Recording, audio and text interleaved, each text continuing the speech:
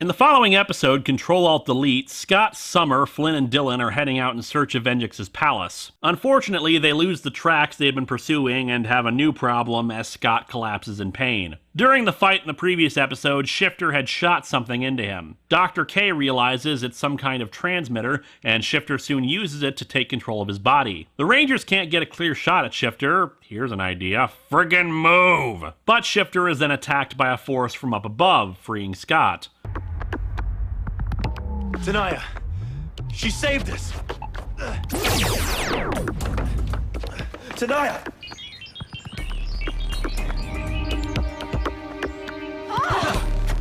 Correct. I am Tanaya 15, attack bot. No, you're Tanaya, my sister. Don't let Venjix... Dylan! No! Venjix shall rule the world. Ah, there's our astronomer repeat. Quick, Dylan, shoot her and cry on her. That worked in the other universe. Scott destroys Shifter, somehow knocking his own helmet off in the process, but who cares? It looks badass. Deciding to not let the tech of the day go to waste, Dr. K salvages the control device that was used on Scott, and the Rangers figure that they can use it on Tanaya to capture her again. Meanwhile, Venjix salvages Shifter's remains to use it as the foundation for his new body, trusting Kilobyte to construct it for him. Unfortunately, during the fight, Dylan chooses to use it on the monster Tanaya brought with her to save the others. To make matters worse, the Venjix virus has spread to 40% of Dylan's body. Once it reaches 50%, he'll start to lose control of himself. Venjix's new body is completed in the next episode, Run Ziggy Run, where we finally get resolution on the Fresno Bob stuff with him. Ziggy saves Bob's life from Tanaya when a deal the two had made goes south. However, the victory is short-lived as Venjix managed to get his hands on something from Corinth. Surprisingly, despite already having and action, there is still a season requisite clip show. If Venjix won. More or less, Dr. K, deciding to go outside with Ziggy, ends up teleported with him into a cavern. Without Dr. K at her computer to recharge his morpher after he demorphs, they're trapped there, and her computer locks up as a safety precaution. The Rangers fail to figure out her password at first, launching a default program, a time capsule of everything that's happened up until now concerning Venjix. The best scenes in the episode are between her and Ziggy, since their banter has been pretty natural throughout the series, since Dr. K has never gotten along with him. The two are running out of air in the cave, so Ziggy asks why she went out with him. It's because you like me, isn't it? No. It's my birthday, and I wanted to go outside. And so he gives her a birthday present, his shadow puppets depicting her defeating Venjix. Back in the lab, Summer, upon recalling all their past encounters with each other, deduces that the password is Ziggy, though she doesn't tell the others. And naturally, with 3 episodes left, we begin with...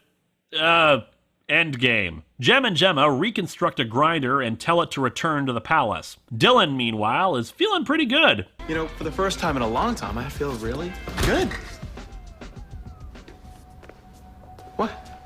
It's just apple juice.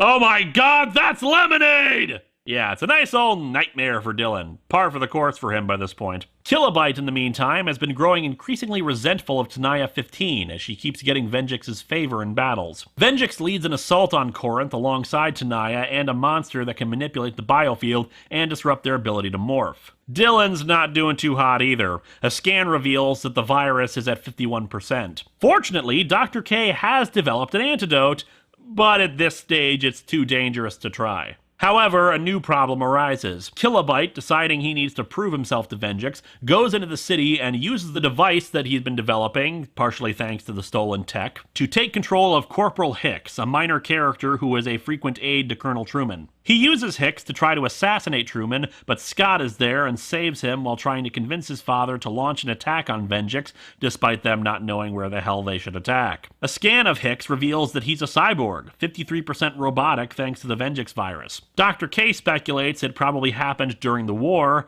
and because he evaded detection for so long, there could be others. A cursory scan of a crowd reveals nearly half of them infected, and they could be taken control of. With the very real threat before them, Colonel Truman authorizes Scott to lead an operation to take down Venjix once and for all. When Venjix learns that Kilobyte activated one of the sleeper agents without authorization, he's rightfully pissed off and decides to speed up his operations. As the Rangers and the assembled military troops get ready to launch their assault, Tanaya activates a magnetic wave, disabling all the electronics in the city, as well as activating all the sleeper agents.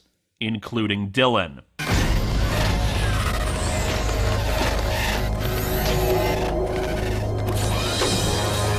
You are the Colonel, I presume. You work for me now. And thus we reach our two-part season, and once again series, finale, Danger and Destiny. Despite Dylan being activated, he's able to resist and run off with the Rangers. The group encounters the controlled humans, but doesn't want to risk hurting them. The city of Corinth now belongs to me. If you resist, you will be destroyed. No one can help you, not your guards, and soon, not even the Power Rangers! Realizing that she's defenseless, Ziggy runs off to go help Dr. K. The other Rangers engage a monster, but Dylan collapses in pain and realizes he's a liability, deciding to run off on his own. Power comes back on in the command garage, and Dr. K seals up her lab, realizing something's wrong. Soon, something is banging at the doors while she works on an antidote to the virus. However, the doors soon blast open, and Venjix enters alongside Tanaya and some grinders. You are my creator. I owe my being to you. You're not a being. You're a stream of electrons moving at light speed through a labyrinth of copper, silicon, and titanium, complete with devastating flaws. If I have flaws, it is only because of your programming. I've made errors. But I've also learned that even the most flawed human is better than the most perfect machine. This machine is about to show your Rangers just how flawed they are. Ziggy arrives and is quickly captured, while Venjix absorbs all the information in Dr. K's computers and destroys the lab. Dylan then arrives, but collapses in front of Venjix, who departs. With no other options left, Dylan injects himself with the antidote, which indeed saves him. With the knowledge Venjix absorbed about the biofield, he's able to access it and start deleting their Zords. What's worse, he starts using it to delete the Rangers themselves from the biofield too.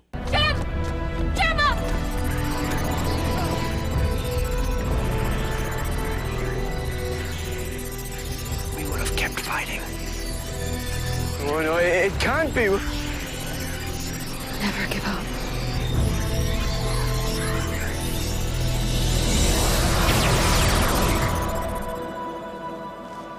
He runs out of energy and withdraws to recharge. Dylan contacts the other Rangers to alert them of their situations. Fortunately, Ziggy and Dr. K manage to escape on their own, but Tanaya 15 soon finds herself fighting Kilobyte. Dylan joins the fray, and eventually, with the help of Ziggy and Dr. K, are able to inject it into Tanaya. The other Rangers soon arrive as well and destroy Kilobyte. They all return to the ruins of the command garage to help Dylan, who was severely injured in the fight. Things aren't much better for the others, though. Since Venjix can delete them while they're morphed, they can't risk that. Dr. K thinks they could fight one computer virus with another, but it requires access to his computers. Their only way to get in is to have Tanaya walk into the main tower, pretending to still be under his control, and upload it, bringing us to part 2. Good news soon arrives for the others, as Scott receives a coded message from his father to go to a factory. Ziggy stays behind to guard Dr. K. Don't worry, you can count on me, Dr. K.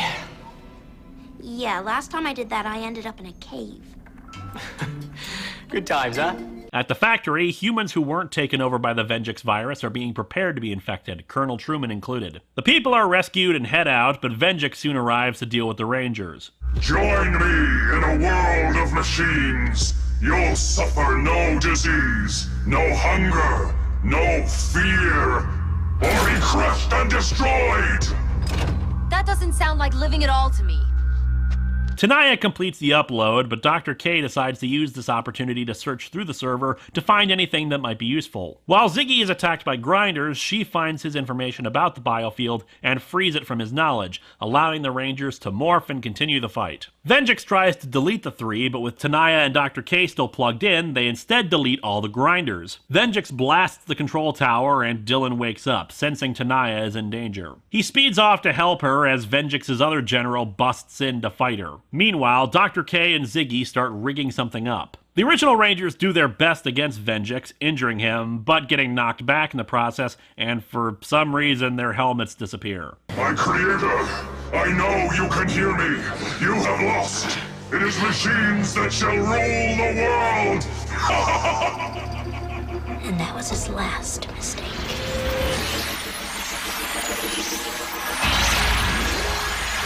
Unbelievable. Unbelievable.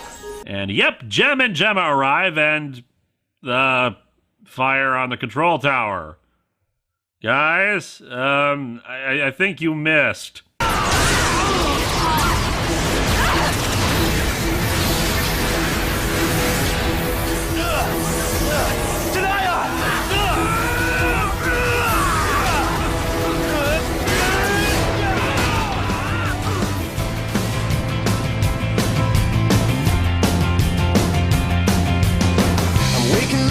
Start of the end of the world, but it's feeling just like every other morning before. Now I wonder what my life is gonna mean if it's gone.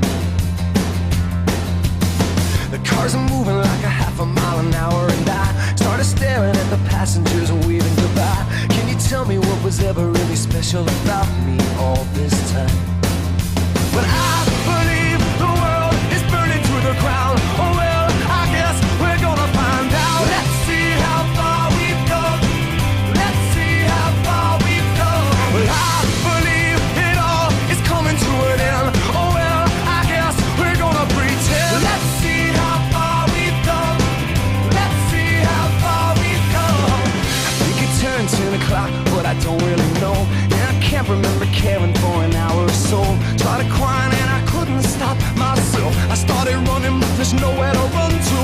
I sat down on the street, took a look at myself. Said, where you going, man? You know the world is headed for hell. Say your goodbyes if you got someone you can say goodbye to. I believe the world is burning to the ground. Oh well, I guess we're gonna find out. Let's see how far we've come right now. Let's see how far we've come. I believe it all is coming to an end. Oh well, I guess we're gonna pretend. Let's see how far we've come.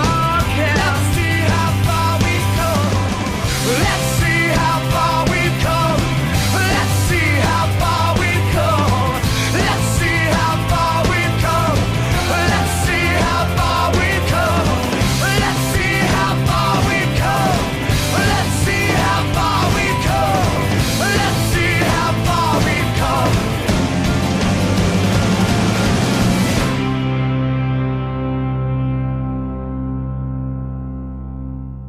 Jem and Gemma explain that nothing in the biofield can be created or destroyed, which makes me wonder what the hell Venjix did to them then. In the wake of Venjix's destruction, the atmosphere outside the dome returns to normal, and Colonel Truman asks Scott to command Eagle Squadron once he's done with his ranger duties. Dylan and Tanaya are none the worse for wear, and Summer plans to head out with them to start working on rebuilding the world, while Flynn is going to work on building the new computer network for the city. Jem and Gemma will be part of the new Eagle Squadron. Series operators, I'll need your morphers.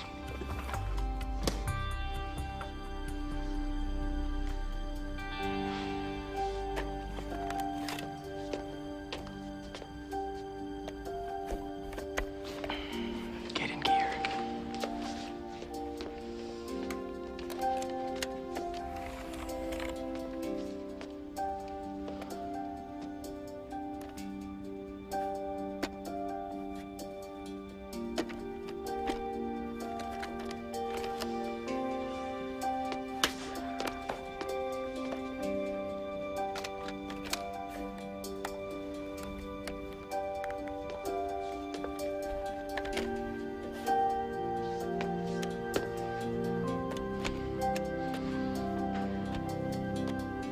And your jackets. And what's Dr. K doing? Ziggy and I are starting a school for kids. Ziggy. Well, he's not a series operator anymore, so I have to call him something. I suppose Ziggy will suffice. Aw, I bet those two are gonna get married. In real life. Which they did. Well, I hate to break this up, but we gotta get going. Sorry, going where? We have no idea. But somewhere out there, there's a world waiting to be rebuilt. All right, then, just don't make me have to come out there and save you.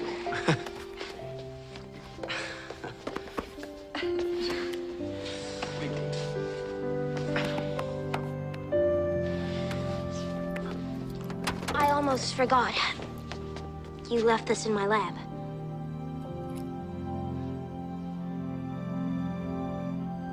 Keep it. The three head out into the desert and soon see wildlife beginning to sprout up. However...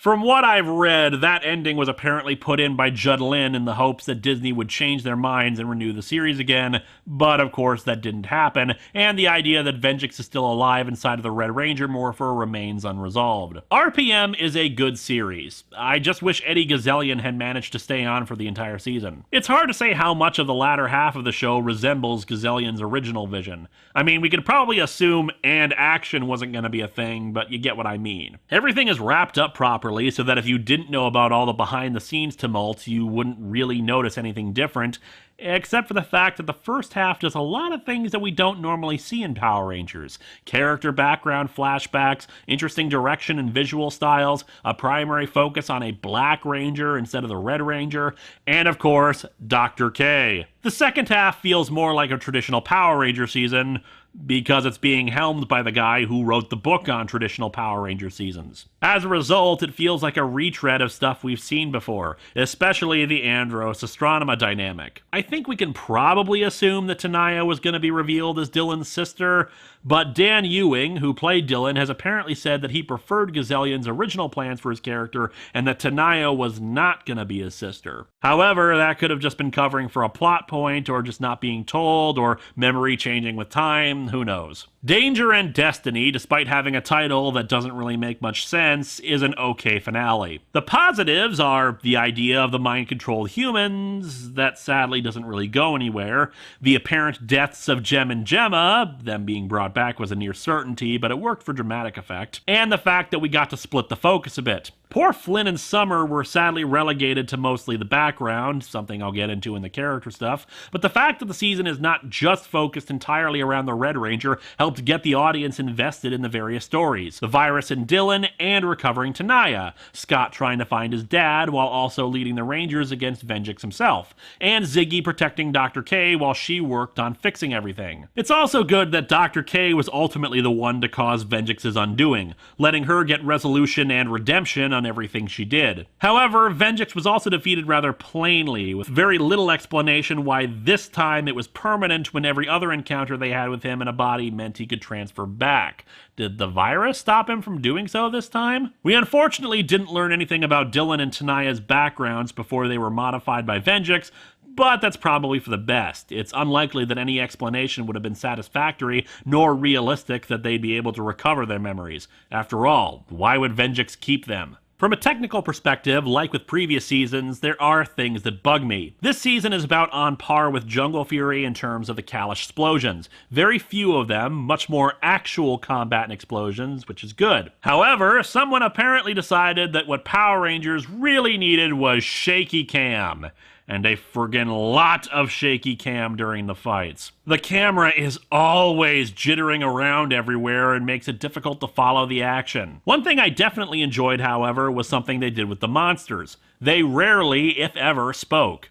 Which would make sense. Why the hell would Venjix need his combat droids to say anything? They just need to obey orders and attack things. That's it. Whenever they did make noises, it was either grunts or robotic sounds that did the trick. Like Jungle Fury and Overdrive before it, there is quite a bit of serialization to the show, although it's a bit different, with multiple episodes covering a story topic before going on to another. The first 3 to 5 episodes can be seen as one continuous story. The Ranger backstories are 6 episodes and all cover flashbacks of who they were before they joined the team. Episodes 12 through 15 are about Dylan trying to investigate the past, and episodes 16 through 21 can be seen as being about Jem and Gemma becoming a part of the team with the subplot of the Doomsday Ship. It gets a little iffier from there. Episodes 22 through 24 are pretty much standalones, aside from Ancient History, which follows up on Dr. K having created Venjix. 25 through 27 are about Shifter and the revelation of Tenaya being Dylan's sister. 28 starts the ending storyline, though 29 is the clip show.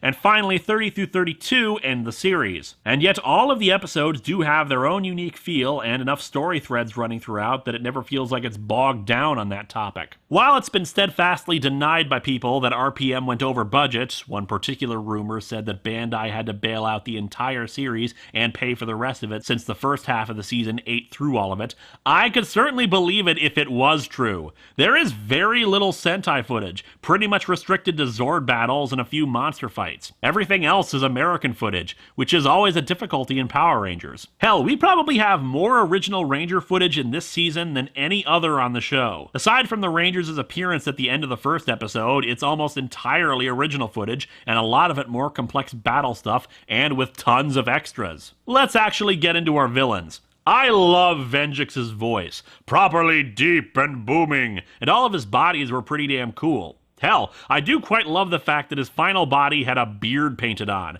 made him come across like some kind of robotic Viking or barbarian. The generals, unfortunately, were less interesting. Until Shifter got exiled, I was actually going to assume that I wouldn't have to mention him or the other general, Crunch, at all, since they otherwise had no impact on the story. Hell, technically Crunch didn't have an impact. He was just kind of crazy while Shifter was more serious. They really didn't seem to have much purpose. I would have preferred some explanation why Venjix decided to create robots with genuine people personality like he did when he would normally express no emotions save for occasional frustration. The Hal imagery in his column form is a bit on the nose, but it worked. There's something very satisfying about something completely inhuman like that. Kilobyte was more human than even Tanaya, frankly, with concepts like being a warrior, occasionally slicking his hair back, and showing signs of sexism, pride, and treachery. What good would those qualities be to Venjix for programming them into a general? I know meta-wise we need distinct personalities for these villains or they'll all be boring. I'd just like an in-universe reason for it too. That being said, Venjix's inhuman nature is one of the things that really shows how twisted he really is. Bear in mind, not only did he experiment on no doubt hundreds or thousands of human beings with the hybrid idea, aka cyborgs, but we know he mutilated their bodies in the process. After all, Tanaya had pretty much her entire arm cut off and replaced with a robotic one, plus detachable hand, and they make it clear her eyes were replaced with robotic ones too. On top of the apocalyptic themes of the story, with abandoned cities and millions, if not billions of people dead, Venjix is one of the darkest and most successful villains we've ever seen on the show. And yet, ultimately, the story is an optimistic one, with people overcoming their mistakes and shortfalls, or eventually bringing out the best parts of themselves through adversity. And that's where we get to the characters. Most of the character stuff we've already covered within the summary itself, since they laid out a lot of it as part of the natural story development that I covered in previous videos. That being said, we should touch on things overall. Summer and Flynn sadly have the least amount of character development throughout the show, but a lot of their backstory shows their own changes and development as they progress. And they have a similar thing going for them. The apocalypse brought out the best in them. Summer was, as I said, spoiled and rich, but she clearly had some kind of an education since she was actually quite talented in mechanics and planning. Her absent parents were the driving force of her life before the war, trying desperately to get their attention and affection. However, in the wake of the beginning of the war, being seemingly abandoned by everyone except the guy who was just being paid to answer the door and polish the silverware, she realizes the kind of person she truly wants to be and rejects her parents' outlook and puts her talents to good use helping people just like Andrews had done for her. The romance between her and Dylan was okay. I would have wished they had done more with it, but they hinted at it throughout the series, and you could probably argue that they were setting aside their feelings for the sake of the mission first instead of giving into their passions. I'm glad Summer went off with Dylan and Tanaya, though. Otherwise, it would have been like the idiotic romance stuff at the end of Mystic Force. Flynn has another character-building episode later on, unlike Summer, but it's not really based on the same themes set up in Ranger Blue. His personality was... I'm Scottish! No, actually his personality was being heroic and mechanically minded. I would say he's like a Scottish Chief O'Brien from Star Trek, but O'Brien was humble and just wanted to live a normal life, whereas Flynn was just about bucking the rules all over the place in the name of justice and heroism, no matter what the consequences to himself. The problem was that he lived in a world full of crappy people who had either given up and accepted the world as it was, or just terrible people overall. And thus it's when Venjix attacked that Flynn was able to come into his own. The post-apocalyptic environment is a world made for heroes, and he fit it like a glove. Jem and Gemma never seem to really lose their childlike glee over explosions, but they do get better in terms of their socialization. As I said before, Dr. K's problem was being alone all the time and confined without growing up like any child should. Jem and Gemma had more socialization and a okay amount of genius, but no one to ever explain to them about the consequences of their actions or to tell them no to something. After they got their asses kicked due to their mistakes, the others were able to help them see the value of being part of a team and being concerned with more than just making things go boom. In particular, Jem was awarded a Medal of Valor after fighting alongside Scott by Colonel Truedick, but it had to be explained to him why being all excited and boastful about the medal in front of Scott was not a good thing to do, because he didn't get the same. In Gemma's case, after describing Flynn as a simple mechanic and seeing him be chewed out after one of his inventions failed, she realized how important it was for him to be recognized as more than his profession and worked alongside him to perfect a device. Scott is the serious-minded leader of the team, possibly as a result of wanting to live up to his brother's example. Having grown up in a military environment, he still salutes his father even though he's not under his direct control, and has difficulty with people disobeying his orders like Dylan or Jem and Gemma. However, just because he wants his father's approval and pride doesn't mean he's willing to take shortcuts to get it. In Heroes Among Us, after the aforementioned medal is given to Jem, he recklessly heads out into the desert, possibly to go looking for trouble, but he only just manages to stumble onto a group of prisoners and helps rescue them. His father tries to offer him a medal for saving them, but he refuses it because he wasn't actually on a mission. He had left his post and gone out for selfish reasons. As a leader, he was pretty good, although he did need a bit more of a reckless streak like Dylan provided to help push him in the right direction. He had something of a rivalry with Dylan, particularly over their respective cars. But really, it was just about Dylan's independent nature and inability to take orders. However, despite still disobeying him on occasions, Dylan still deferred to Scott as their leader. And let's start talking about Dylan proper. We never do get an explanation where the hell he got that car, but we can assume it's just part of the backstory that might have been planned for Gazelion's intended ending. In hindsight, one thing I really liked in the first episode was him giving the water to the flower. In Blade Runner, there's a thing called the Voight-Kampff test that's intended to show if someone is a replicant or an actual human being, measuring empathy for situations presented. It's much like how Mac was uncertain if his emotions and feelings were real or just programmed into him. However, this gesture shows right off the bat that Dylan is quite human in his mannerisms. After all, what would a machine care about some flowers? He's not doing it to impress anybody, it's just him showing some sympathy for a damn flower of all things. He was the brooding loner, which the show loved to poke him for, self-aware as it was, but of course his human qualities are what make him such a likable character. His quest to rediscover his own memories never brought him what he wanted, but in the end he succeeded in getting something else. New memories. It's why he no longer needed the pocket watch in the end. There was a rumor that Gazelion's ending would have been called Ranger Black, and that Dylan would have turned out to have been a falsehood the entire time, just a final body for Venjix to inhabit, but it's apparently never been confirmed. While he at first found the entire idea of the Rangers goofy, as most people would when presented with this stuff, he understood the value of the weapons and technology regardless of what they looked like. He was closest to Ziggy, who of course was annoying to him at first, but Ziggy hadn't actually displayed any negative tendencies to him, aside from the attempt to rob his car, but he probably would have done the same given the circumstances. When Ziggy becomes a Ranger, he doesn't question it or hesitate in it, just trusting him to follow his lead and do what he can. And that brings us to Ziggy himself. His extroverted, outgoing personality would probably be a bit grating if you had to hang around him for a while, but what I really like about him is how much he reminds me of Villa from Blake 7. He's innovative and intelligent, but what he excels at most is his ability to make friends. As we saw in the prison, the guards were enraptured by his stories and his tangents. It probably explains how he was able to get a job with Fresno Bob and even was given the responsibility of moving the shipment. He's just so trustworthy a guy that you know you can rely on him in a clutch. He's not exactly the most qualified to be a ranger. Look, I know I probably wasn't the first choice for the Green Ranger, You weren't chosen at all. Yeah, but what I lack in strength and size and speed, Coordination, reflexes, judgment, instincts, leadership, common sense. I more than make up for with heart, look. But being a Power Ranger is more than just being able to bench press a monster, although it helps. While he never developed into the most skilled fighter on the team, there is a very clear difference in how he fights early on versus later. In the early days, he was more cowardly and had difficulty fighting, especially when it came to his old mob connections, but then by the time we got to Three's a Crowd, he actively took on an old criminal associate of his who was trying to rob a grocery store. Dr. K, despite outwardly showing revulsion and irritation with him, was probably attracted to him because of the qualities he demonstrated that were so different from her. She looked at things in a sterile, logical environment filled with facts and her own introversion, while Ziggy was optimistic, loved how awesome and cool his job as a ranger was, and was the most outgoing and personable of the group. And that brings us to Dr. K herself, the best character in the show, bar none. Losing Jem and Gemma probably explains why she was just the voice on a screen at first, trying to keep herself from losing people she cared about like she had with them. It also goes to show why it wasn't until Jem and Gemma returned that she started referring to the Rangers by their real names,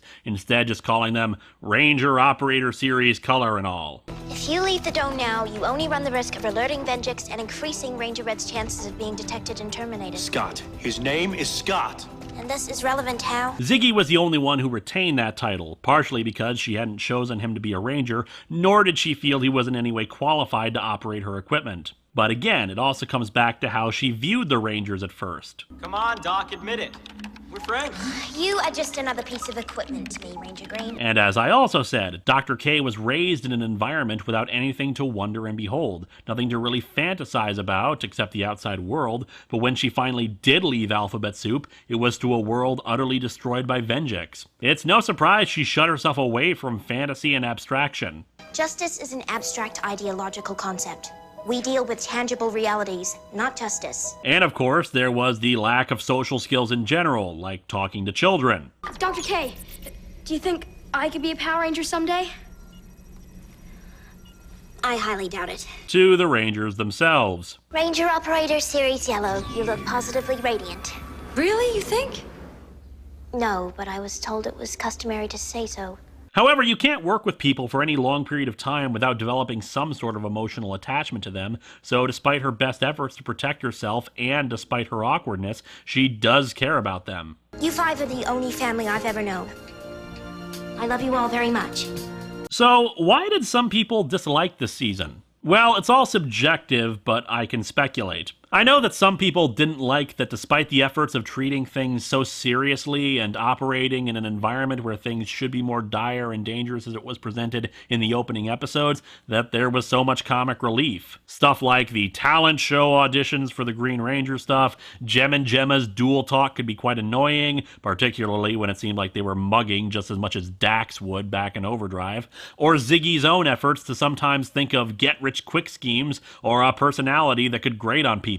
However, I feel that's unfair. You need to have levity and humor in a dark situation. Otherwise, you're just mired in depression and angst. It makes the serious moments all the more serious when there's moments like the gun in the fridge, or the characters self-awarely asking about why their Zords have eyes on them. Here's the thing. The reason why I reacted so negatively to that Power/Rangers film is because, well, that director is absolutely right when he said that this is the kind of thing that Hollywood would produce if left unchecked. And once more, if you liked it, that is okay. I am not the supreme arbiter of what is or is not okay to like. I am speaking about why I disliked it.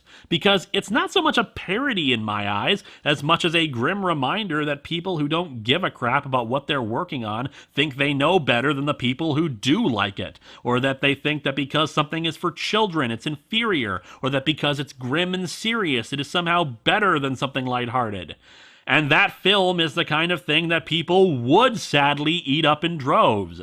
And I know they did, because when it premiered, I saw articles taking the film completely seriously, saying it's the badass Power Rangers film that we deserve, or some crap like that. Yes, the story where Zack does drugs and murders a bunch of people in gratuitous, bloody fashion is what we wanted, apparently. And then there's RPM, where various side characters die, and I mean it, they are dead. Andrew, Scott's brother, dead. The millions and billions killed by Venjix, they're not all frozen in hibernation or something, they are dead. This series shows death, destruction, war, disease, bodily mutilation, loss of free will, loss of identity, And yet it's also the series where Ziggy accidentally eats some detonator putty because he thought it was pancake mix. And the series where Dr. K puts a chef's hat in a blender because she didn't want to wear it. And the series that happily pokes fun at itself for the tropes it's been using for over 17 years at this point. That, to me at least, is maturity. That being said, the season is not without its other flaws that I think people could rightfully hate the series over. As I said, Ziggy, Jem, and Gemma could probably be much more grating for others than they were for me. They could have felt it went too far in the levity direction in spots and not enough time remembering that they are still in a war for the survival of the human race, or they could have just liked the recycled plot points from other series, or how the finale didn't measure up to all the build-up to it. In the end, it is all opinion after all. RPM was, yet again, meant to be the end of the Power Rangers. With the cancellation of the series itself, Disney created the reversion of Mighty Morphin Power Rangers. 32 episodes were remastered and added new, bizarre, unnecessary effects to everything, and the history of Power Rangers would have probably ended here if I had actually gotten this far 5 years ago. Instead, the series was bought back by Saban Brands, which produced a new show to air on Nickelodeon. Come back this summer as we return to the main universe we've known and loved for so long in Power Rangers Samurai.